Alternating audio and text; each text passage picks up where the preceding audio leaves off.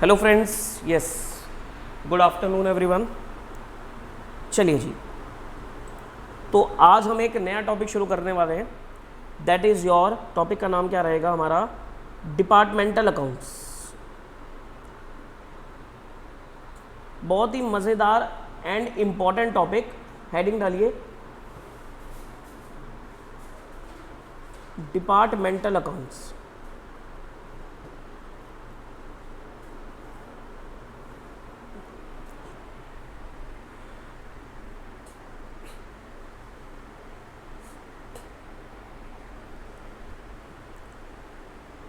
देखो, अगर मैं आपको आपके स्टडी मैट पे लेके जाऊं तो स्टडी मैट में डिपार्टमेंटल, ब्रांच, ये सारे देखो टॉपिक्स।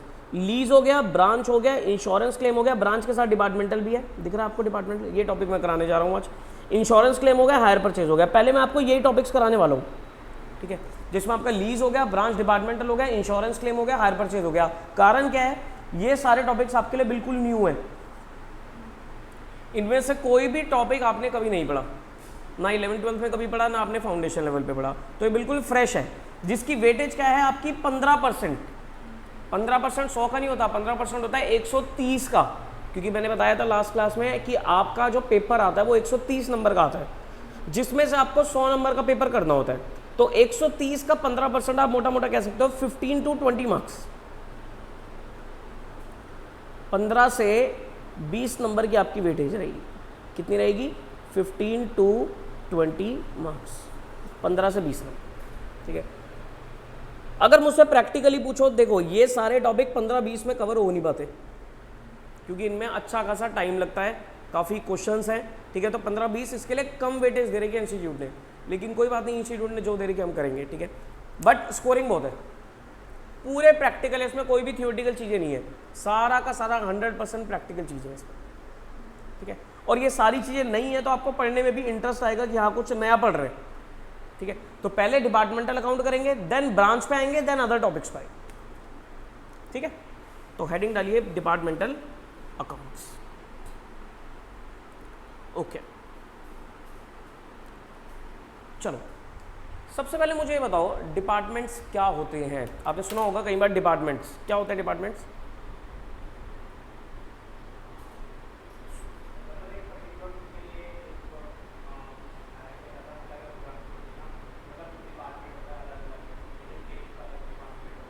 अच्छा, ठीक कह रहे हो। जैसे सेल का डिपार्टमेंट अलग हो, एक कंपनी में, बिजनेस में काम को डिवाइड कर दिया जाता है, डिवीजन ऑफ वर्क कर दी जाती है। तो जैसे सेल्स है तो उसका एक अलग डिपार्टमेंट बन गया, परचेज है अलग डिपार्टमेंट बन गया, और आपका अकाउंट्स है अलग डिपार्टमेंट बन गया, ठीक है।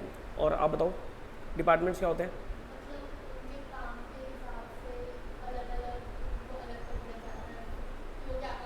ठीक है, समझ गए बात कि sir within the organization, आपका ये कहना है विद इन द ऑर्गेनाइजेशन अगर मैं काम के हिसाब से कुछ डिविजन्स बना दूं, काम के हिसाब से, एरिया ऑफ वर्क के हिसाब से अगर मैं डिविजन्स बना देता हूं तो हर एक डिवीजन को एक डिपार्टमेंट बोला जा सकता है, ठीक है। लेकिन यहां पर डिपार्टमेंट का मतलब ये नहीं है, यहां पर डिपार्टमेंट का मतलब ये नहीं है, ठीक है। लिखो क्या है डिपार्टमेंट, सुनो। डिपार्टमेंट आर, लिखो लिखो, जो भी चीज़ें मैं लिखवाऊंगा आपको एक एक चीज़ लिखते चले जाना है, ठीक है। Department are, Google drive students भी, जो भी चीज़ें मैं लिखवा रहा हूँ सारी चीज़ें साथ साथ नोट करते चले जाना। इन केस अगर आपकी कोई चीज़ रह जाती है तो घबराने की जरूरत नहीं है, लेक्चर को रोक कर फिर लिख लेना, ठीक है। क्योंकि कई बार हो जाता है, मेरी ना स्पीड थोड़ी फास्ट है, जनरली बच्चा बोलता है कि सर आप थोड़ा फास्ट लिख देते हो, ठीक है। और आप लोग भी अगर आपको लगेगा कि सर थोड़ा फास्ट लिख रहे हो, थोड़ा टाइम दे दो लिखने का, उनको टोक देना बीच में कि सर रुक जाओ मैं लिखने दो पहले, ठीक है। और जीडी वाले बच्चे कुछ बोल तो सकते नहीं है, तो आप लोग को क्या करना है, आपको लेक्चर पॉज करके लिख लेना है, ठीक है। तो department are segment oblique divisions of any entity created for better control and most important चीज profitability।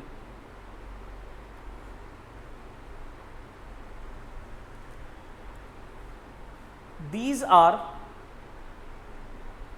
of 2 types. These are of 2 types.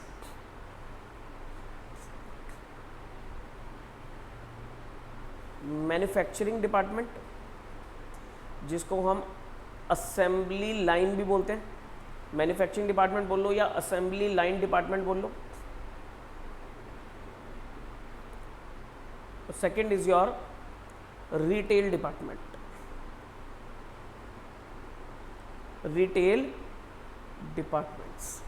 ठीक है, अब ये 2 लाइन समझते हैं, बहुत आराम से करेंगे, बीच में कोई भी हमें जल्दबाजी नहीं मचानी, हमें बिल्कुल आराम से कॉन्सेप्ट को समझते हुए चलना है.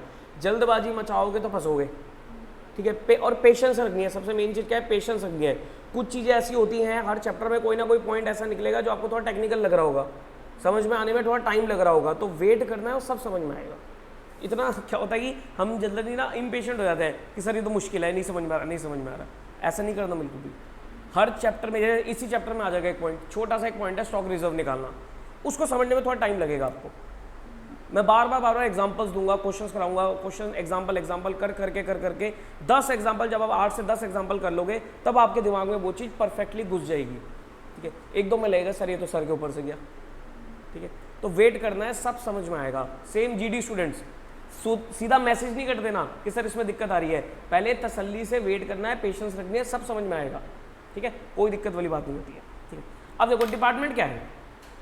वो कह रहा है डिपार्टमेंट वो सेगमेंट है, वो डिविजन है विद इन द ऑर्गेनाइजेशन, जिसको हमने बनाया है किस पर्पस के लिए? कंट्रोल करने के लिए, कॉस्ट की कंट्रोलिंग करने के लिए एंड प्रॉफिट निकालने के लिए. बीइंग अ कॉस्ट अकाउंटेंट, आप लोग फ्यूचर कॉस्ट अकाउंटेंट्स हो. ठीक है, तो बीइंग अ कॉस्ट अकाउंटेंट आपका सबसे ज्यादा जो मेन काम होने वाला है वो क्या होने वाला है? Cost controlling. किसी भी ऑर्गेनाइजेशन में आप काम करोगे, किसी भी ऑर्गेनाइजेशन में आपको अपॉइंट किया जाएगा एज अ, भाई एक कॉस्ट अकाउंटेंट का काम क्या रखता है? एक सीएमए का काम क्या होता है? मैनेजमेंट को डिसीजन मेकिंग में मदद करना. डिसीजन किस पॉइंट ऑफ व्यू से आप मदद कर सकते हो? कॉस्ट बचाने के पॉइंट ऑफ व्यू से, कि भाई कौन सा डिसीजन है जो कॉस्ट इफेक्टिव है, कि जिसमें अगर कॉस्ट लग भी रही है तो प्रॉफिट जनरेट हो जाएगा, या किस एरिया में मेरे को कॉस्ट कंट्रोलिंग की जरूरत है, कॉस्ट मैं कम कर सकता हूँ, मिनिमाइज कर सकता हूँ मैं कॉस्ट को. समझ में आ रही है बात? दैट मीन्स आपका ऑब्जेक्टिव क्या रहेगा? कॉस्ट को कंट्रोल करना. तो डिपार्टमेंट्स में जब आप डिपार्टमेंटल अकाउंटिंग जो चैप्टर आप सीखने जा रहे हो ना, ये आप लोगों के लिए काफी रेलेवेंट है. ठीक है, तो क्या कहता है? डिपार्टमेंट वो सेगमेंट है, वो डिवीजन है जिनको बनाया गया है किस पर्पस के लिए? कॉस्ट को कंट्रोल करने के लिए एंड प्रॉफिट निकालने के लिए. मोस्ट इंपॉर्टेंट पॉइंट क्या है? प्रॉफिट निकालना. ठीक है, डिपार्टमेंट जो है वो 2 तरीके के होते हैं, 2 तरीके के डिपार्टमेंट है. पहला हो गया हमारा मैन्युफैक्चरिंग डिपार्टमेंट, जिसे हम असेंबली लाइन डिपार्टमेंट भी बोलते हैं, और एक हो गया हमारा रिटेल डिपार्टमेंट. मैन्युफैक्चरिंग डिपार्टमेंट कौन सा है? मैन्युफैक्चरिंग डिपार्टमेंट है, एग्जांपल के तौर पे मारुति उद्योग लिमिटेड. मारुति की गाड़ियां बनती है. ठीक है, तो अब मुझे बताओ, एक ही जगह पर गाड़ी बनती होगी क्या?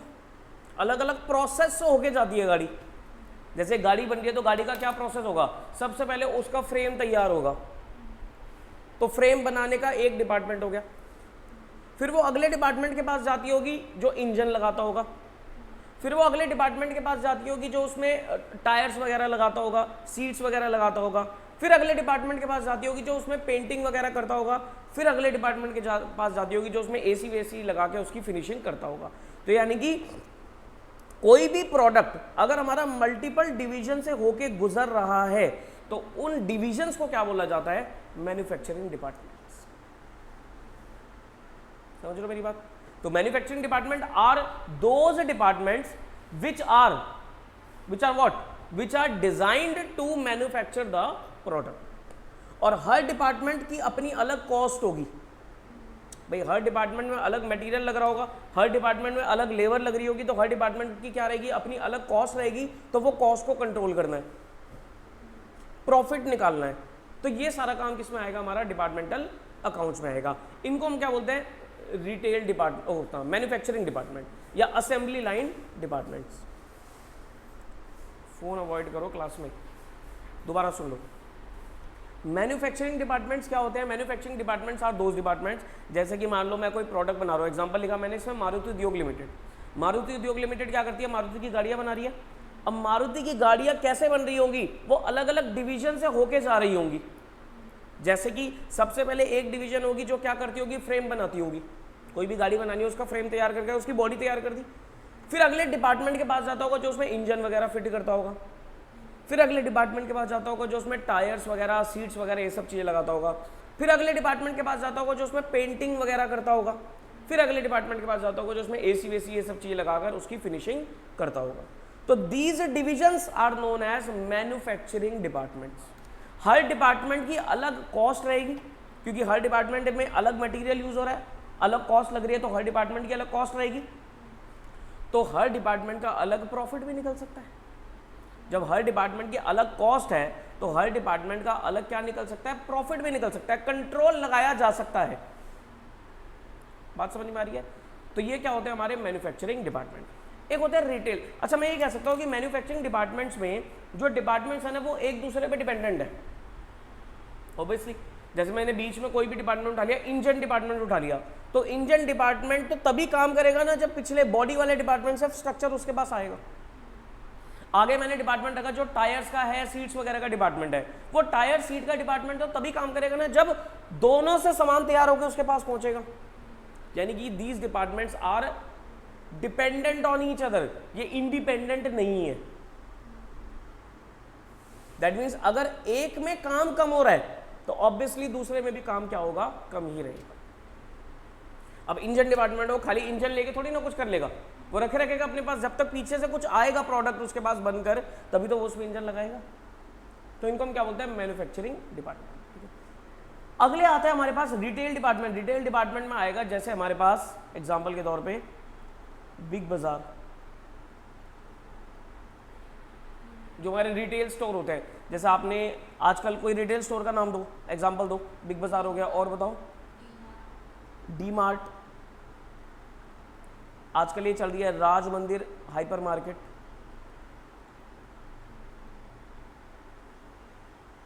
ठीक है। ऐसे कई सारे एग्जांपल आप ले सकते हो। ये भी डिपार्टमेंट्स है लेकिन ये रिटेल डिपार्टमेंट है। क्यों रिटेल डिपार्टमेंट है? क्योंकि एक दूसरे पे डिपेंडेंट नहीं है। एक बिग बाजार का एग्जांपल लेते हैं। बिग बाजार में आपने देखा होगा फूड बाजार अलग है, कपड़ों का बाजार अलग है, शूज का बाजार अलग है, इलेक्ट्रॉनिक्स का बाजार अलग है, ठीक है। क्या एक दूसरे पे डिपेंडेंट है? कोई नहीं। सबके पास अलग अपने प्रोडक्ट आते हैं, सबकी अलग कॉस्ट है, सबका अलग प्रॉफिट है। यानी कि these departments are independent of each other. बात समझ में आ रही है?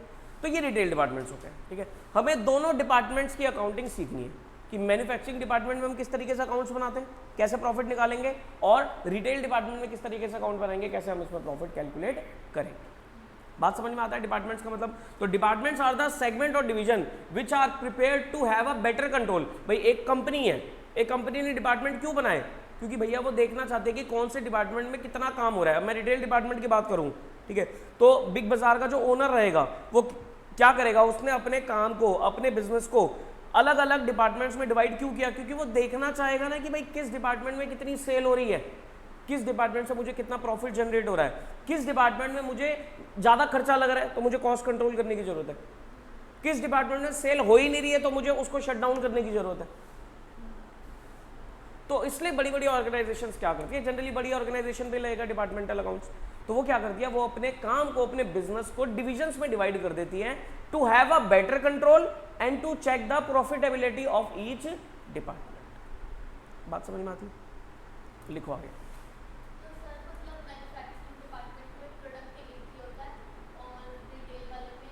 यस, क्योंकि manufacturing department are dependent on each other.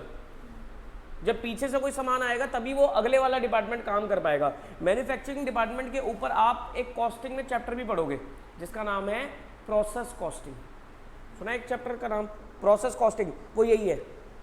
वहां पर आप निकालोगे कि कॉस्ट कैसे निकलती है। जैसे गाड़ी है तो गाड़ी की कॉस्ट, एक गाड़ी की के ऊपर कितनी कॉस्ट लगी, प्रोसेस कॉस्टिंग चैप्टर बताएगा।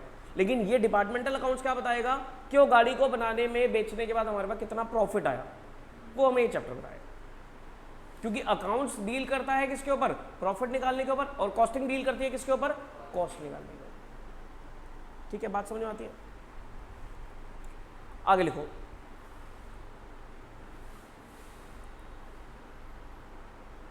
ऑब्जेक्टिव्स ऑफ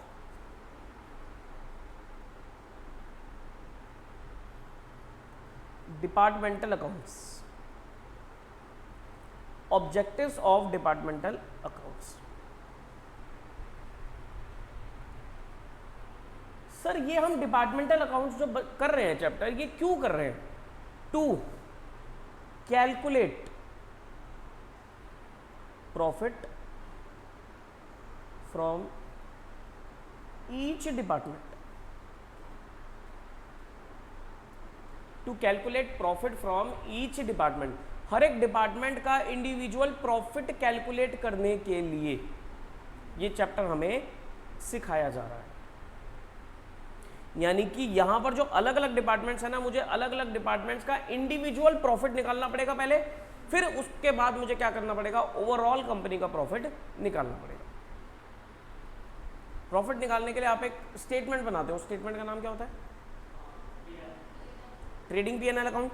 ठीक है, तो सर क्या अगर मेरे पास 5 डिपार्टमेंट है तो मेरे को क्या 5 ट्रेडिंग P&L अकाउंट बनाने पड़ेंगे? Answer is yes. 5 डिपार्टमेंट है तो आपको 5 ट्रेडिंग P&L अकाउंट बनाने पड़ेंगे। उसके बाद पूरी कंपनी का प्रॉफिट निकालने के लिए एक जनरल P&L अकाउंट भी बनाना पड़ेगा, वो सीखेंगे चैप्टर। क्योंकि मैंने क्या बोला, ऑब्जेक्टिव क्या है? To calculate profit from each department. अगर हर एक डिपार्टमेंट का प्रॉफिट निकालना है तो हर एक डिपार्टमेंट के खर्चे चाहिए, हर एक डिपार्टमेंट से सेल चाहिए, हर एक डिपार्टमेंट का जीपी रेशो चाहिए, तभी तो प्रॉफिट निकाल पाओगे। तो यानी कि हर एक डिपार्टमेंट का आपको ट्रेडिंग P&L अकाउंट बनाना पड़ेगा, फिर उसके बाद कंबाइंड करके एक क्या बनेगा, आपका जनरल P&L अकाउंट बनेगा। बात समझ में आती है इतनी? ओके, बोलो जी, इतनी बात समझ में आती है? ओके, लिखो, सबसे पहले लिखो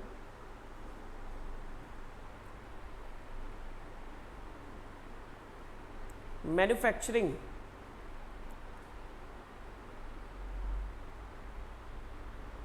oblique assembly line departments,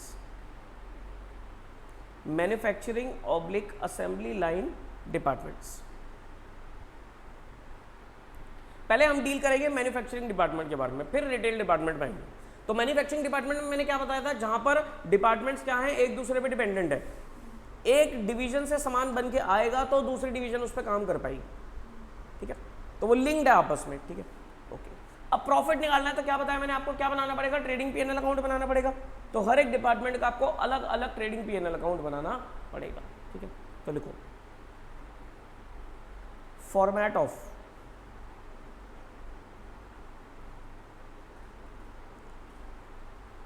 trading P&L account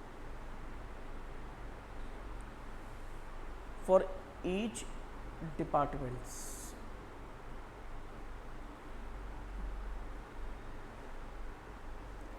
format of trading P&L account for each departments.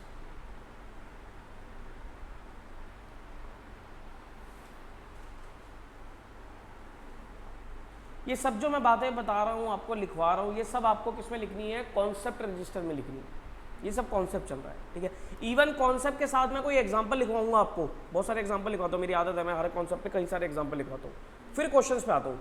तो कॉन्सेप्ट में जो एग्जांपल्स होंगे उन्हें बोलते हैं कॉन्सेप्ट बिल्डर्स, तो वो भी आपको कॉन्सेप्ट रजिस्टर में लिखना है। क्योंकि खाली थ्योरी लिखने से नहीं समझ में आएगा, आपको कुछ ना कुछ प्रैक्टिकल चीज़ें भी चाहिए, कि कोई प्रैक्टिकल एग्जांपल चाहिए, कोई प्रैक्टिकल क्वेश्चन चाहिए, तो वो मैं लिखवाऊंगा हर कॉन्सेप्ट के साथ। उसके बाद हम क्वेश्चंस करने लायक बन जाएंगे, फिर हम क्वेश्चन वाले रजिस्टर में काम करेंगे। ठीक है,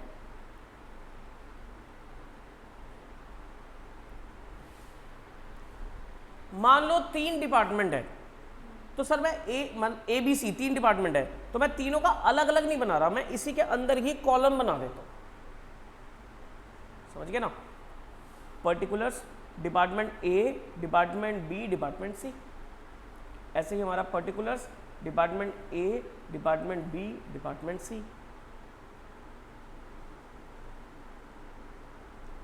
ए B C particulars A B C। ठीक है, ऐसा करने से आपका क्या निकल के आएगा, आपका अलग अलग डिपार्टमेंट का प्रॉफिट निकल आएगा। जैसे बचपन में आप क्या बनाते थे, वो बनाते थे आप पार्टनर्स कैपिटल अकाउंट बनाते थे, 3 पार्टनर होते थे, उनका कैपिटल अकाउंट इकट्ठे ही बना देते थे ना। वैसे हम यहाँ पर काम कर रहे हैं कि 3 डिपार्टमेंट्स है, तीनों का ट्रेडिंग पीएनएल अकाउंट बनाना है, तो इकट्ठे ही बना दो ना, अलग अलग क्यों बनाना है, इकट्ठे ही बना दो कॉलमनर फॉर्म में। अब ट्रेडिंग अकाउंट कैसे बनाते थे, ट्रेडिंग पीएनएल अकाउंट कैसे बनाते थे, क्या क्या आइटम्स उसके अंदर आती थी, थोड़ा याद करो। शुरुआत किससे होती थी, 2 ओपनिंग स्टॉक होता था, तो तीनों डिपार्टमेंट में कितना कितना ओपनिंग स्टॉक है वो आ गया यहां पर हमारा।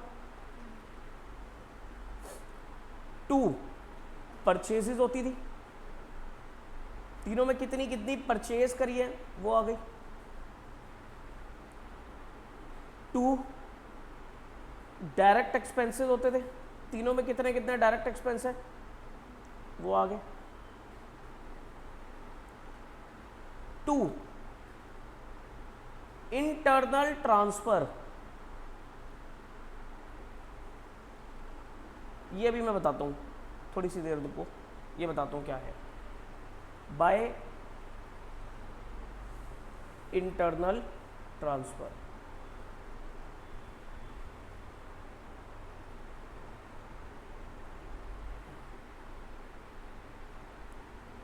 Bye sales,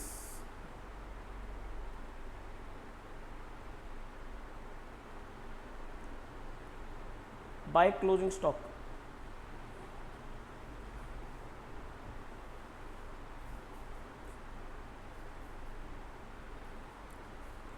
to gross profit,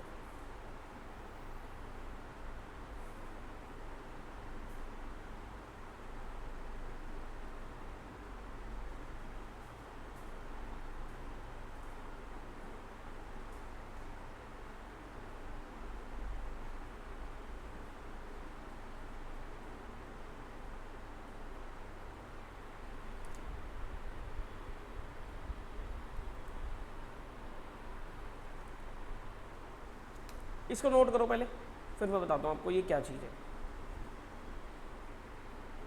आपके स्टडी मैट में मिलेगा ये chapter, I think page number शायद 438 पे था।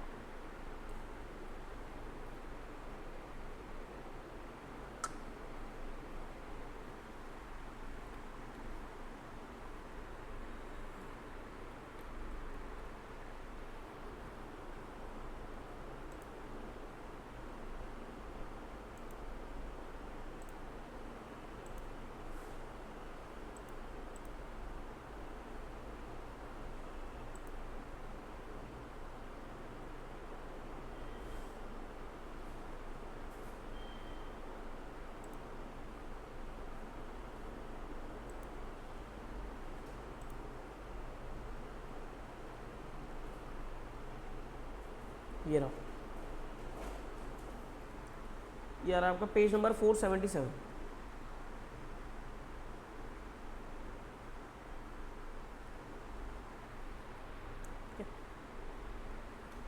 हो गया नोट ये। अब देखो ये क्या चीज़ है, ध्यान से समझना, कॉन्सेंट्रेट। मेरे को तीनों डिपार्टमेंट का अलग अलग जीपी निकालना है, जीपी मतलब ग्रॉस प्रॉफिट, उसका मार्जिन कितना है, कैसे निकालूंगा। 3 डिपार्टमेंट है, ए बी सी, ठीक है। शुरुआत कैसे होगी, ओपनिंग स्टॉक, पहले तीनों डिपार्टमेंट में कुछ ना कुछ उनका ओपनिंग स्टॉक रहेगा। भाई मान के चलते हैं मैं क्या बना रहा हूँ, मैं गाड़ी बना रहा हूँ, ठीक है, मैं कार बना रहा हूँ और मैंने 3 डिवीजन में काम को डिवाइड किया, ठीक है। यही विजुअलाइज करो कि मैं कार बना रहा हूँ, एक गाड़ी बन रही है, 3 डिवीजन है उसकी। पहली डिवीजन है वो बॉडी तैयार कर देती है, दूसरी डिवीजन क्या करती है, इंजन विंजन ये सब चीज़ें उसके अंदर लगा देती है, और तीसरी डिवीजन पेंट वेंट करके उस पर एसी वेसी लगा के उसको बेच देती है, ठीक है। ये 3 डिवीजन है गाड़ी बनाने की, ठीक है। डिवीजन ए क्या करती है, डिवीजन ए बॉडी तैयार कर रही है, ये गाड़ी रही है आपकी, ठीक है, इसमें बॉडी तैयार करके उसने यहाँ पर भेज दी, ठीक है, ये शीशे विशे लगा दिए उसने और बॉडी तैयार करके यहाँ पर भेज दी, ठीक है। डिवीजन बी क्या कर रही है, डिवीजन बी के पास जब ये गाड़ी आई इस हालत में शीशे विशे लग के, उसने क्या करा, इसमें टायर्स लगा दिए, उसने बैठने के लिए इसके अंदर ये सीट्स लगा दी, स्टीयरिंग वगैरह लगा दिया, ऐसे कर करके इसने काम करा, ठीक है।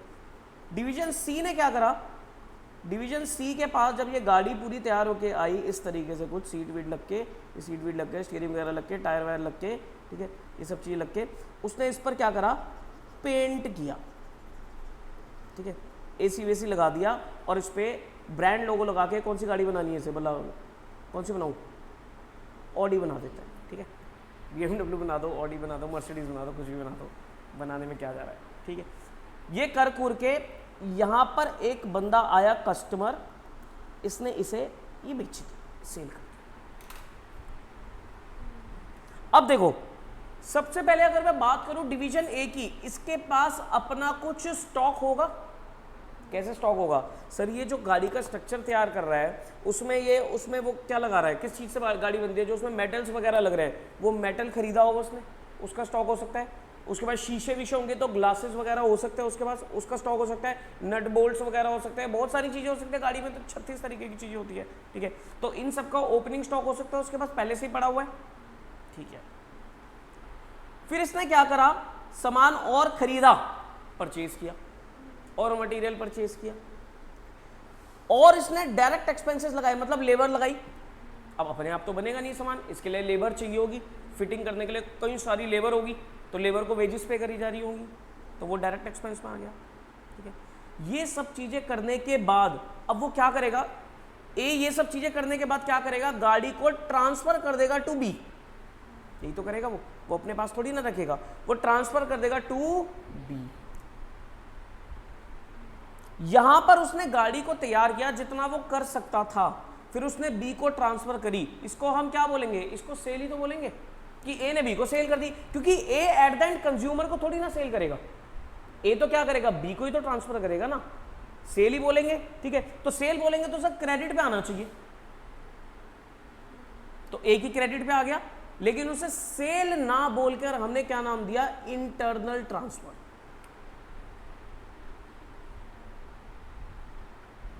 सेल ना बोलकर मैंने क्या नाम दिया उसको, इंटरनल ट्रांसफर। है वो सेल ही, क्योंकि ए को कहीं और तो बेचना नहीं है, ए क्या करेगा, बी को ही तो भेजेगा अपना सामान, प्रॉफिट जोड़कर बी को भेजेगा, क्या करेगा, अपना प्रॉफिट मार्जिन जोड़कर। अब देखो कंपनी जो थी, जो मारुति उद्योग का मालिक होगा, उसने क्या बोला होगा, उसने बोला होगा भाई साहब खाली मुझे सी के प्रॉफिट से मतलब नहीं है, सी कितना प्रॉफिट बेच रहा है, कितना प्रॉफिट कमा रहा है, मुझे चाहिए तीनों डिवीजन में कितना प्रॉफिट हो रहा है। तो अगर उसने बोला है कि मेरे को 30% प्रॉफिट कमाना है, तो वो सबको बोलेगा कि सब आगे आगे 10-10% मार्जिन जोड़कर भेज दो, सो दैट ये पता लग पाए कि हर एक डिवीजन से कितना कितना प्रॉफिट जनरेट हो रहा है। अगर ऐसा नहीं होगा तो जो मालिक होगा, जो ओनर होगा, वो तो प्रॉफिट ही देखेगा, तो वो बार बार सी को ही पकड़ेगा, उसको ये पता ही नहीं होगा ए और बी में क्या गड़बड़ी हो रही है। मान लो ए और बी में ज्यादा कॉस्ट लग रही है, उसने बोला 10% का मार्जिन चाहिए, लेकिन वो मार्जिन अचीव ही नहीं हो पा रहा, इसलिए कंपनी का ओवरऑल प्रॉफिट भी डिक्रीज हो रहा है। तो वो बार बार सी को थोड़ी ना बोलता है, सी बोलेगा कि मेरी क्या गलती है, मैं तो अपना सारा काम कर रहा हूं, मेरी तरफ से तो ओके ठीक है, पीछे डिपार्टमेंट भी तो देख लो, कहीं वहां पर गड़बड़ी तो नहीं है। फिर पता लगा कि ए जो मटेरियल खरीदता है वो महंगा खरीद रहा है, उसकी वो जान बचाना है, वो उससे सेटिंग कर लेता है और महंगा मटेरियल खरीदता है, कंपनी को लॉस हो रहा है, वो इंटरनली अपना फायदा कमा रहा है। समझ पा रहे हो? तो ऐसी कंट्रोलिंग रखने के लिए क्या लिखा था मैंने डेफिनेशन में, कि कंट्रोल चाहिए और प्रॉफिटेबिलिटी देखनी है, तो ये कंट्रोल हो गया ना, कि कोई गड़बड़ी हो रही है तो उसे रोक दिया जाए। तो ऐसी कंट्रोलिंग के लिए जो कंपनी होगी वो क्या करेगी, अपने काम को डिविजन्स में डिवाइड कर देगी और हर एक डिवीजन को बोलेगी अपना इंडिविजुअल प्रॉफिट निकालो। फिर वो टारगेट उन्होंने कुछ बनाया होगा कि वो टारगेट से कंपेयर करेगी, वो बोलेगी कि टारगेट अचीव हो रहा है या नहीं हो रहा, कहीं कोई दिक्कत तो नहीं है, ठीक है। इसके लिए क्या करा, ए ने बी को क्या करा, सामान बनाया, बनाकर प्रॉफिट जोड़कर सामान आगे क्या करा, ट्रांसफर कर दिया, ठीक है। तो ए ने बी के पास भेज दिया। अब क्या हुआ, अब बी के पास ये बनकर आया सामान, बी के पास ये एज इट इज चला गया, अब बी अपना काम करेगा। अच्छा हाँ, ए के पास कुछ स्टॉक क्लोजिंग स्टॉक में भी हो सकता है, ये कौन सा स्टॉक होगा, एंड में किस चीज का स्टॉक, जो हाँ जो मटेरियल वगैरह बचा होगा वो वाला स्टॉक नहीं है कि सर उसने जो गाड़ी तैयार करी थी अपनी तरफ से वो बची हुई है, नहीं, वो तो सारी ट्रांसफर कर देगा ना।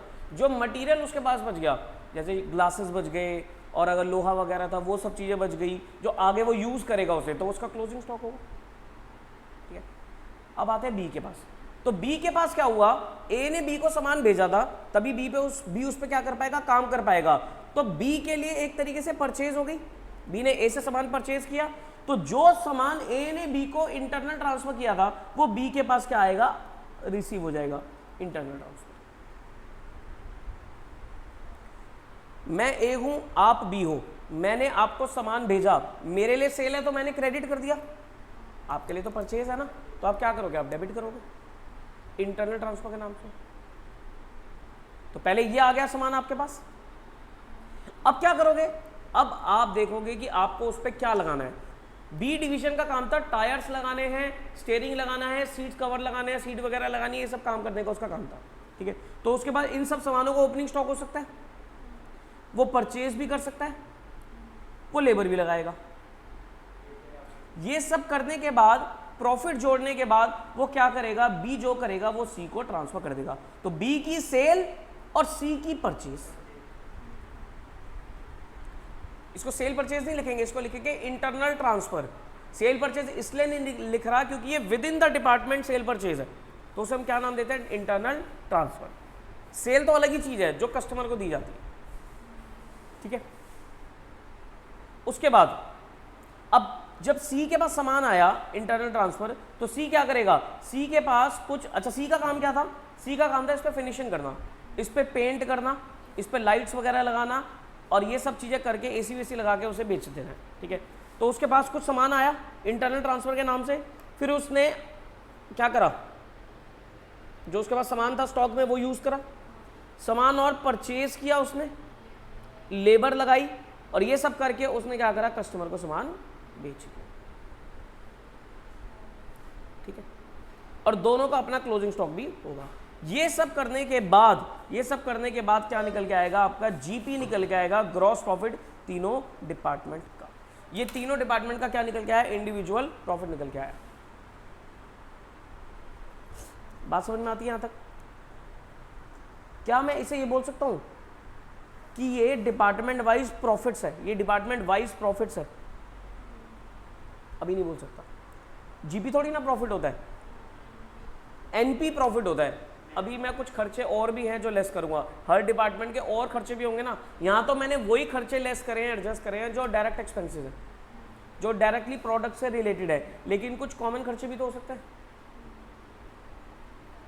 जैसे रेंट हो गया, इलेक्ट्रिसिटी का बिल हो गया, स्टाफ की सैलरी होगी, वो सब उनके क्या होंगे, फिक्स खर्चे होंगे।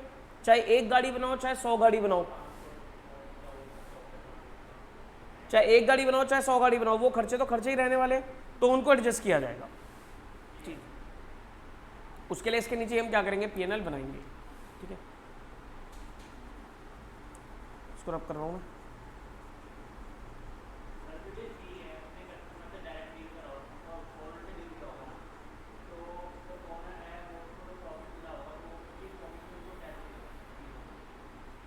नहीं, सी ने कस्टमर को सेल किया। सी डिपार्टमेंट जो है उसका काम क्या है, C department is just like a showroom. C के पास क्या आ गया, सारी गाड़ी वाड़ी तैयार होकर आ गई, उसने फिनिशिंग वगैरह करके, वो उसके पास कस्टमर आ रहे हैं, वो कस्टमर को बेच रहा है। हाँ, वो बी से परचेज कर रहा है, अपना काम कर रहा है, फिनिशिंग करके गाड़ी बेचता है। हाँ, वो उसका प्रॉफिट है, और जो ए है, ए को बी से मिलता होगा प्रॉफिट। ठीक है, ठीक है। 2, अच्छा बाय आ गया, बाय जीपी, तीनों डिपार्टमेंट का प्रॉफिट्स आ गया, जीपी आ गया। फिर कुछ खर्चे डाल दो यहां पर, एक्सपेंसेस। कौन से एक्सपेंसेस है ये, इनडायरेक्ट, जिसको हम एलोकेट कर सकते हैं, एलोकेटेड, जिसे हम क्या कर सकते हैं, डिवाइड कर सकते हैं, एलोकेट कर सकते हैं डिपार्टमेंट वाइज। जैसे कि कंपनी 10 लाख रुपए अपने स्टाफ को सैलरी पे करती है, तो क्या आप इसे डिपार्टमेंट वाइज एलोकेट कर सकते हो 10 लाख की सैलरी को? कंपनी ओवरऑल 10 लाख रुपए सैलरी पे करती है अपने सारे एम्प्लॉयज को, क्या आप उसे डिपार्टमेंट वाइज एलोकेट कर सकते हो? यस, आइडेंटिफाई कर सकते हैं नंबर ऑफ एम्प्लॉयज के बेसिस पे। कि भाई किस डिपार्टमेंट में कितने कितने एम्प्लॉयज है, उस बेसिस पे हम सैलरी को एलोकेट नहीं कर सकते? कर सकते हैं बिल्कुल। कंपनी की एक फैक्ट्री है, उस with in the factory he 3 divisions बनी हुई है, तीनों डिपार्टमेंट एक ही फैक्ट्री के अंदर है, एक ही स्पेस के अंदर है। वो फैक्ट्री का रेंट ही 15 लाख रुपए है। उस 15 लाख को तीनों डिपार्टमेंट में डिवाइड कर सकते हो? यस। कि सर कौन सा डिपार्टमेंट कितना स्पेस ले रहा है, उसके हिसाब से रेंट एक रेशो बन जाएगी, रेशो में डिवाइड हो जाएगा।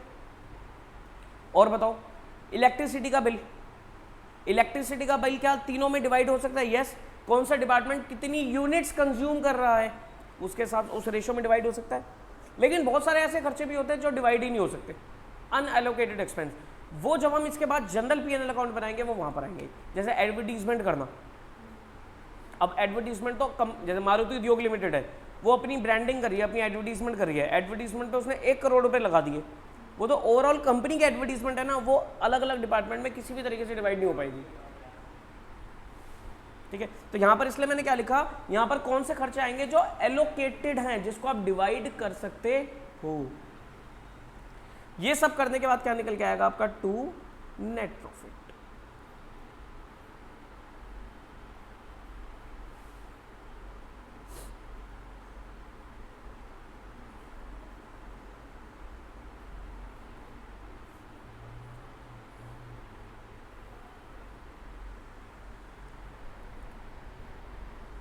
ठीक है, बात समझ में आती है? ओके, ये तीनों डिपार्टमेंट का क्या निकल के आ गया? हमारा प्रॉफिट निकल के आ गया। नाउ मेरा क्वेश्चन ध्यान से सुनना, बड़ी ध्यान से। ओवरऑल कंपनी का प्रॉफिट कितना है? ओवरऑल कंपनी का प्रॉफिट कितना होगा? ये तीनों डिपार्टमेंट का तो निकल के आ गया, ओवरऑल कंपनी का प्रॉफिट कितना होगा?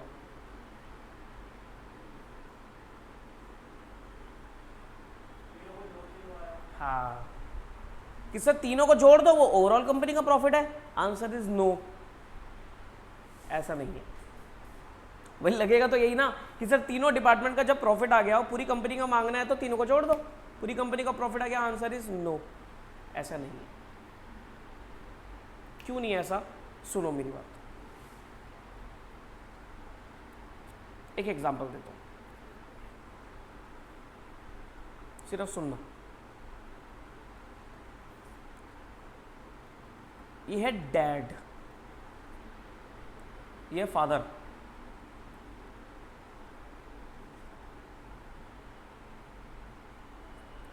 ये है सन 1 पहला बेटा,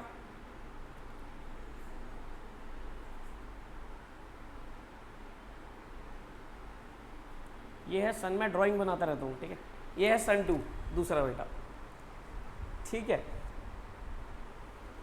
डैड ने क्या किया? डैड के पास एक मोबाइल फोन था, कितने का लिया था डैड ने? इसे लिया था लेट्स से 20,000 का। डैड ने क्या किया? ये मोबाइल फोन सन 1 को सेल कर दिया, पहले बेटे को बेच दिया। कितने में बेच दिया? Let's say 22,000। तो सर आप ये बोलोगे कि डैड ने 2,000 का प्रॉफिट कमा लिया, और सन 1 के लिए इस फोन की कॉस्ट कितनी होगी? 22,000 रुपए। सन 1 ने क्या किया? यही फोन सन 2 को बेच दिया, 2,000 का और प्रॉफिट जोड़ा, 24,000 में बेच दिया। तो आप ये बोलोगे सन 2 ने 2,000 का प्रॉफिट कमा लिया। सन 2 के लिए कॉस्ट कितनी होगी इसकी? 24,000 रुपये, ठीक है। सन 2 के पास अभी ये फोन उसके स्टॉक में रखा हुआ है, स्टॉक में रखा हुआ है मतलब उसने अभी किसी को बेचा नहीं है, वो खुद ही यूज कर रहा है। क्या आप ऐसा बोल सकते हो कि पूरी फैमिली ने मिलकर 2 + 2 4,000 का प्रॉफिट कमा लिया? कैन यू से? क्या ऐसा बोल सकते हो कि पूरी फैमिली ने मिलकर 4,000 रुपए का प्रॉफिट कमा लिया? अरे आंसर इज नो। ऐसे कैसे बोल सकते हो? ऐसे तो लोग क्या करेंगे भाई, आपस में ही सामान बेचना शुरू कर देंगे, कहेंगे हमने तो प्रॉफिट कमा लिया। ये प्रॉफिट तो जीरो है, यहां प्रॉफिट तो क्या है? यहां प्रॉफिट तो क्या है? जीरो है, नील है, कोई प्रॉफिट थोड़ी ना कमाया। डैड से निकला फोन, सन 1 के पास गया, भले उसने 2,000 जोड़ दियो, सन 1 के पास निकला फोन, वो सन 2 के पास गया, भले ही उसने 2000 जोड़ दियो, लेकिन सन 2 यूज करे तो डैड से सीधा दूसरे बेटे के पास गया, तो कोई बाहर थोड़ी ना गया फोन वो। तो ये थोड़ी ना बोल दो कि फैमिली ने 4000 का प्रॉफिट कमा लिया। हाँ कि सर यहां पर प्रॉफिट तो 1 रुपए का भी नहीं है। प्रॉफिट तब तक नहीं होगा जब तक ये सामान जो है, ये फोन जो है, वो बाहर किसी को ना बिक जाए। अगर मान लो सन 2 किसी आउटसाइडर को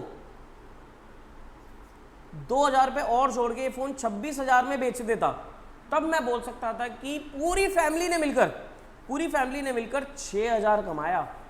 6 कैसे कमाया? 2 डैड ने, 2 सन 1 ने, 2 सन 2 ने, तीनों ने मिलकर 6,000 कमाया। दैट मीन्स 20,000 का फोन एट द एंड 26,000 में बिका। तो प्रॉफिट तो तब ही रियलाइज होगा ना जब वो आउटसाइडर के पास जाएगा। समझ गए मेरी बात?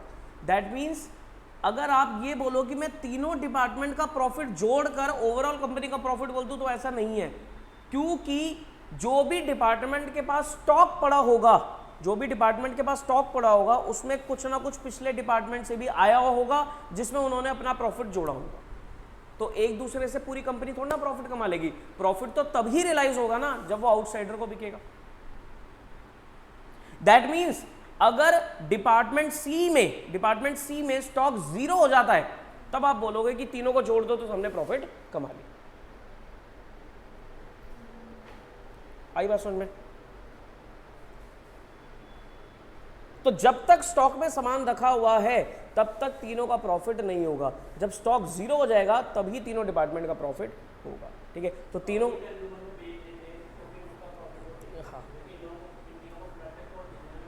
हाँ भाई, अगर वही कह रहा हूं ना, जब स्टॉक 0 हो जाएगा, स्टॉक 0 कब होगा? जब कस्टमर के पास सामान चला जाएगा, तभी तो तीनों प्रॉफिट कमाएंगे।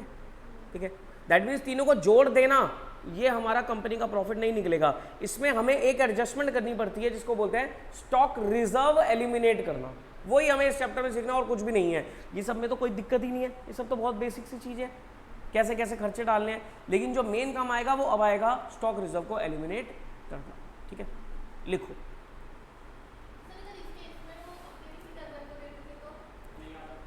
नहीं, इनका पॉइंट सुनो। वो कह रहे हैं अपने कजन को दे देते, तो कजन को अगर आप आउटसाइडर मान रहे हो तो प्रॉफिट आ जाता। वही ना, देखो यहां पर तो मैं बिजनेस की बात करूंगा, एक कंपनी की बात करूंगा। ठीक है, तो अगर वो सेपरेट पर्सन है, सेपरेट एंटिटी को अगर आपने बेचा तो प्रॉफिट आ जाएगा। लेकिन विद इन द कंपनी अगर आप ये करे जा रहे हो, सामान ट्रांसफर करे जा रहे हो, तो थोड़ी ना प्रॉफिट आ जाएगा। एक कंपनी अपनी सब्सिडरी कंपनी को सामान बेच दे, सब्सिडरी कंपनी समझते हो? मतलब होल्डिंग सब्सिडी होती है, एक उसकी मतलब उसकी साथी कंपनी होती है, लेकिन सब्सिडी कंपनी एक सेपरेट एंटिटी होती है।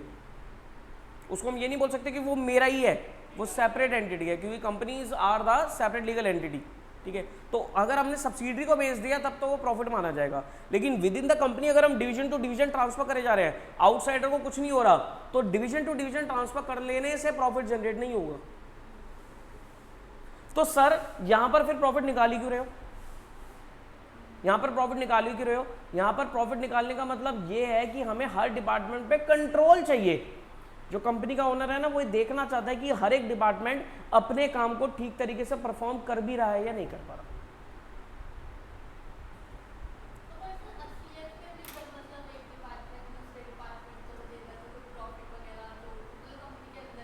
हाँ होता है, तभी तो कंट्रोल लगेगा। क्योंकि क्या होगा, जो ओनर होगा ना, वो टारगेट देगा हर डिपार्टमेंट को कि आपका टारगेट है कि इतना प्रॉफिट अचीव करना है। तो देखा जाएगा ना कि उतना प्रॉफिट अचीव किया है, उतना प्रॉफिट अचीव किया तो पहले वो उतना काम कर रहा होगा, तभी तो प्रॉफिट अचीव करेगा। अगर नहीं अचीव किया तो कहीं ना कहीं उसकी कमी है, तो कमी है तो फिर उसको डांट भी लगाई जाएगी कि तुम ठीक तरीके से काम नहीं कर रहे। ठीक है,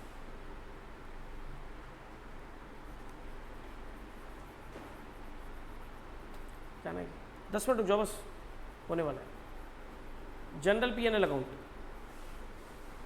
बस 10 मिनट हो रहा है, 2:30 बजे छोड़ दूंगा।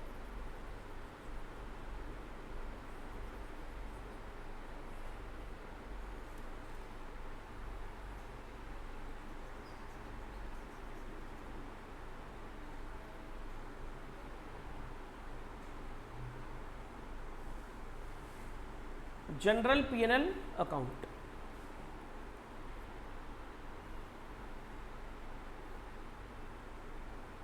अब देखो इस स्टेटमेंट से आपको पता लगेगा ओवरऑल कंपनी का प्रॉफिट कितना है। तो पहले क्या करोगे, पहले आप नेट प्रॉफिट निकालोगे, मतलब नेट प्रॉफिट लिख दोगे यहां पर, नेट प्रॉफिट तीनों डिपार्टमेंट का, ए का, बी का, सी का, ए बी सी।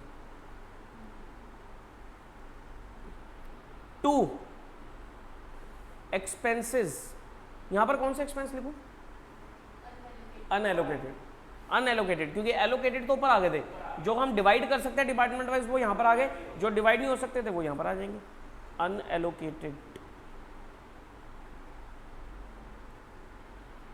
फिर स्टॉक रिजर्व एलिमिनेट करोगे, टू क्लोजिंग स्टॉक रिजर्व, और ओपनिंग स्टॉक में भी अगर कोई रिजर्व है तो वो डेबिट क्रेडिट साइड पे आएगा, ओपनिंग स्टॉक रिजर्व। ये कैसे निकालते हैं, इसके ऊपर पूरी वर्किंग है हमारे पास, ओपनिंग स्टॉक रिजर्व। तो ये निकल के आएगा आपका to overall profit, to overall profit.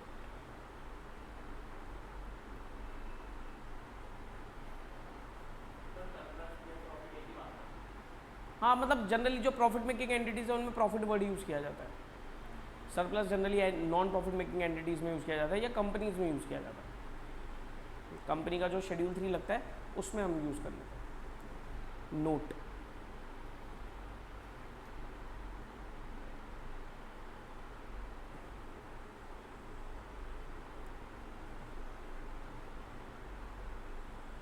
if expense can be allocated to departments,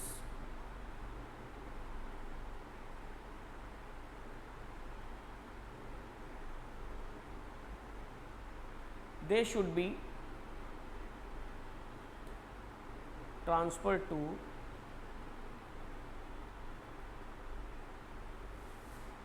department P&L account. ठीक है, note, if expense can not B allocated to departments,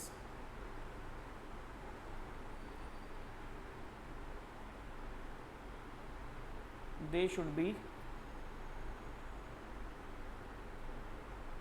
transferred to general P&L। ठीक है, देखो आपकी बुक में एक बार हम आए तो ये सब चीज़ें आप एक बार रीडिंग देना चाहते हो तो रीडिंग दे सकते हो। ठीक है, ये फॉर्मेट दिया था जो मैंने आपको बता दिया यहाँ पर। ठीक है, जनरल P&L अकाउंट हो गया। ठीक है, क्या कह रहा है, ये लाइन पढ़ो, determination of departmental GP, directly allocable direct expenses debited to departmental trading account, direct expense that can not be allocated और directly allocated, apportionment of the expense on some suitable basis and debit them to departmental trading account, कोई ratio लगा के उसको divide करो, directly allocable direct income credit कर दो trading account में, goods transfer from one department to another department, तो ये हमारा क्या है, इंटरनल ट्रांसफर, इसको हमने क्या नाम दिया था, इंटरनल ट्रांसफर। ठीक है, डिटर्मिनेशन ऑफ नेट प्रॉफिट और लॉस, जो भी डायरेक्टली एलोकेबल इनडायरेक्ट एक्सपेंस है वो डेबिट कर दो P&L अकाउंट में, जो इनडायरेक्ट एक्सपेंस एलोकेट नहीं हो सकते हैं उसका कोई देख लो, रेशो देख लो कि किस हिसाब से एलोकेट हो सकते हैं। ठीक है, उसके बाद आपका कोई इनकम है तो इनकम क्रेडिट कर दो, इनडायरेक्ट इनकम जो एलोकेट नहीं हो सकते कोई रेशो निकाल लो। ठीक है, ओवरऑल प्रॉफिट निकालने के लिए जो आपके एक्सपेंसेस एलोकेट नहीं हो सकते किसी भी तरीके से तो उसे जनरल P&L अकाउंट में डेबिट कर दो। कोई इनकम है जिसको आप एलोकेट नहीं कर सकते किसी भी तरीके से तो जनरल P&L अकाउंट में क्रेडिट कर दो। ये अनरियलाइज्ड प्रॉफिट, इसको बोलते हैं स्टॉक रिजर्व,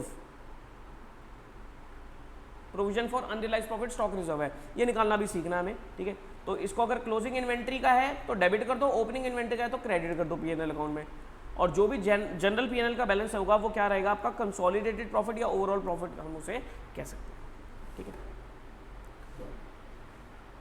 देखो कुछ चीज़ें दे रखी है कि आपको उसको कैसे एलोकेट करना है। वैसे ज़्यादातर क्वेश्चन में आपको मेंशन होंगी कि इसका एलोकेट कैसे करना है, लेकिन फिर भी आप एक बार रीडिंग लगा सकते हैं। जैसे डिस्काउंट रिसीव्ड है, तो डिस्काउंट रिसीव्ड हमें, अच्छा डिस्काउंट हमें किस पे मिलता है, डिस्काउंट हमें किससे मिलता है, डिस्काउंट रिसीव्ड होता है वो हमें किससे मिलता है, कौन देता है हमें डिस्काउंट, क्रेडिटर्स देते हैं। क्रेडिटर से हम क्या करते हैं, परचेजेस करते हैं, ठीक है। यानी कि डिस्काउंट रिसीव को एलोकेट हम कैसे कर सकते हैं, परचेजेस की रेशो में कर सकते हैं एलोकेट। यही होता है ना, डिस्काउंट हमें किससे मिलता है, अपने क्रेडिटर से मिलता है। क्रेडिटर से हम क्या करते हैं, परचेज करते हैं, तो डिस्काउंट रिसीव को हम परचेज की रेशो में एलोकेट कर सकते हैं। डिविडेंड तो शेयर्स पे मिलता है, वो तो अलग चीज होगी ना। सेल्स कमीशन, सेल कमीशन ये हम सेल की रेशो में एलोकेट कर सकते हैं, ठीक है। कुछ खर्चों की बात कर रहे हैं वो, जैसे परचेज मैनेजर को कमीशन देना, कैरेज इनवर्ड। कैरेज इनवर्ड क्या होता है, सामान खरीदा उस पर हमने किराया वगैरह पे किया, ट्रांसपोर्टेशन वगैरह पे किया, ये सब परचेज की रेशो में एलोकेट हो सकते हैं। सेलिंग का एक्सपेंस हो गया, कमीशन टू सेल्समैन हो गया, बैड डेट्स हो गया, डिस्काउंट अलाउड हो गया, ये सब सेल रेशो में एलोकेट हो सकते हैं क्योंकि ये सेल से रिलेटेड आइटम है। सब बैड डेट भी सेल से रिलेटेड आइटम है। यस, बैड डेट किस पे होते हैं, डेटर्स पे होते हैं बैड डेट्स। डेटर्स को क्या करते हो तुम, सेल्स करते हो, सामान बेचते हो, ठीक है। तो बैड डेट्स वगैरह क्या हो सकते हैं, सेल रेशो में एलोकेट हो सकते हैं।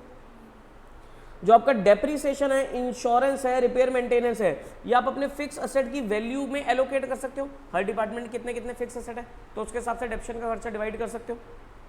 कोई आपका रेंट वगैरह है, इंश्योरेंस वगैरह है, इनको आप फ्लोर एरिया में कर सकते हो। बताया था मैंने आपको, एक कंपनी है, बहुत बड़ी फैक्ट्रीज है उसकी, उसके अंदर ही 3 डिवीजन है, तो हर एक डिवीजन ने कितना कितना फ्लोर एरिया लिया। मतलब मान लो एक फैक्ट्री है, 10,000 स्क्वायर फीट उसका स्पेस है, 10,000 स्क्वायर फीट में 500 स्क्वायर फीट एक डिवीजन के पास है, 300 स्क्वायर फीट एक डिवीजन के पास है, और ये 1000 स्क्वायर फीट है, सॉरी मान लो 1000 स्क्वायर फीट है, और 200 स्क्वायर फीट एक डिवीजन के पास है, ठीक है। तो पूरा रेंट अगर आपको तीनों डिवीजन में डिवाइड करना है तो रेशो क्या बनाओगे, 5:3:2। तो रेंट को डिवाइड कर दोगे 5:3:2 में। तो क्या कह रहे हैं, रेंट वगैरह को, इंश्योरेंस वगैरह को फ्लोर एरिया में डिवाइड करो। इलेक्ट्रिसिटी या पावर वगैरह जो होती है उसको हॉर्स पावर ले लो, हॉर्स पावर यूनिट्स ही होती हैं, इनटू कितने घंटे चली है उस हिसाब से यूनिट्स निकलेंगे आप, ठीक है। इस तरीके से आप क्या कर सकते हो, डिवाइड कर सकते हो। तो दीज आर द रेशोज जो कॉमनली यूज हो जाती हैं, नहीं तो मोस्टली क्वेश्चन में आपको ना गिवन रहता है कि कैसे कैसे करना है। जैसे अगर आप यहाँ पर इलस्ट्रेशन देखोगे, यहाँ पर सारी आइटम ऐसे दे रखी है जिसमें आपको पता लग जाएगा। जैसे कैरेज इनवर्ड है, ये परचेज रेशो में जाएगा, कैरेज आउटवर्ड है सेल रेशो में जाएगा, डिस्काउंट अलाउड सेल रेशो में, क्योंकि हम डिस्काउंट अलाउ किसको करते हैं, डेटर्स को देते हैं डिस्काउंट, डेटर्स को हम सेल करते हैं। एडवर्टीजमेंट किस रेशो में, सेल रेशो में। वेजेस किस रेशो में, परचेज रेशो में। डिस्काउंट रिसीव परचेज रेशो में। इंप्लॉय वेलफेयर एक्सपेंस, देखो इंप्लॉय वेलफेयर एक्सपेंस के लिए इसने नंबर ऑफ एम्प्लॉयज दे दिया, तो नंबर ऑफ एम्प्लॉयज में चला जाएगा ये। रेंट रेट्स एंड टैक्सेस के लिए हमें फ्लोर एरिया दे दिया स्क्वायर फीट में, तो इस रेशो में डिवाइड हो जाएगा फ्लोर एरिया में। इलेक्ट्रिसिटी चार्जेस के लिए हमें यूनिट्स दे दी, तो यूनिट की रेशो में। डेप्रीसिएशन ऑफ फर्नीचर के लिए हमें क्या दे दिया, फिक्स एसेट की वैल्यू गिवन है, फिक्स एसेट की वैल्यू, हाँ फर्नीचर दे रखा है, तो फर्नीचर की रेशो में, फर्नीचर की वैल्यू की रेशो में, ठीक है। इस तरीके से हम क्या कर सकते हैं, जो कॉमन खर्चे होते हैं उनको डिवाइड कर सकते हैं, और जो किसी भी तरीके से खर्चे डिवाइड हो ही नहीं पा रहे वो जनरल P&L अकाउंट में चले जाए, ठीक है। बताओ इतनी बातें क्लियर होती है आपको, ठीक है। तो आज के लिए जैसे एडवर्टीजमेंट है, ठीक है, कई बार ना फिक्स एडवर्टीजमेंट चलती है जो सेल की रेशो में डिवाइड नहीं हो पा रही है, तो वो चला जाएगा यहाँ पर। कोई जनरल मैनेजर कमीशन है या डायरेक्टर्स की रेम्यूनरेशन है, जो मैनेजिंग डायरेक्टर है कंपनी के उनको सैलरी जा रही है, या जनरल मैनेजर को सैलरी जा रही है, उसका किसी भी डिपार्टमेंट से कोई लेना देना नहीं है, क्योंकि वो तो पूरी कंपनी का ओवरऑल जनरल मैनेजर है, तो वो जनरल P&L अकाउंट में जाएगा। बात समझ में आती है। मान लो मेरे ये 2 क्लासरूम मेरे डिपार्टमेंट्स हैं, तो इनमें जितनी भी चेयर्स लगी हुई हैं, तो चेयर्स की रिपेयर मेंटेनेंस हो रही है, तो मुझे इजीली पता लग जाएगा ना कि इस रूम में कितनी चेयर है, उस रूम में कितनी चेयर है, तो मैं खर्चा डिवाइड कर सकता हूँ। पूरे इंस्टीट्यूट की रिपेयर मेंटेनेंस हो रही है, वो जनरल खर्चा है, रूम वाइज रिपेयर मेंटेनेंस हो रही है तो पता लग जाएगा कि भी किस रूम का कितना एरिया है, तो वो एलोकेबल एक्सपेंस है। ठीक है जी, इतनी बात क्लियर होती है। चलिए जी, तो आज के लिए हम इतना ही रखते हैं, बाकी हम नेक्स्ट क्लास में करेंगे। आज हमारी ज़्यादा लंबी क्लास ही नहीं हो पाई 57 मिनट्स की। ठीक है, चलो तो नेक्स्ट क्लास में बाकी हम डिस्कस करेंगे। ठीक है, ओके बाय।